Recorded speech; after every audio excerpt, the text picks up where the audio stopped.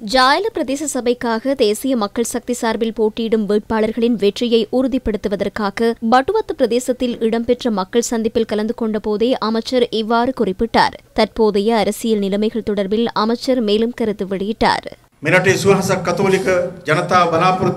இந்நாட்டில் உள்ள கிறிஸ்தவ மக்கள் அன்று கட்டுவாப்பிட்டியவில் இடம்பெற்ற குண்டு தாக்குதலோடு தொடர்புபட்டவர்கள் சட்டத்தின் முன் தண்டிக்கப்படுவார்கள் என்ற நம்பிக்கையில் உள்ளனர். நாம் அரசாங்கத்தை பொறுப்பேற்றவுடன் விசாரணைகளை ஆரம்பித்தோம். மூடப்பட்டிருந்த கோப்புகள் மீள திறக்கப்பட்டன. ஒரு சில விசாரணைகள் தவறான கோணத்தில் திசை திருப்பப்பட்டிருந்தன. முறையான விசாரணைகளை முன்னெடுத்திருந்த அதிகாரிகள் அங்கிருந்து மாற்றப்பட்டிருந்தார்கள். அன்று இடம்பெற்ற உயிர்த்த ஞாயிறு தாக்குதலை மறைப்பதற்காக இவ்வாறான செயற்பாடுகள் முன்னெடுக்கப்பட்டன.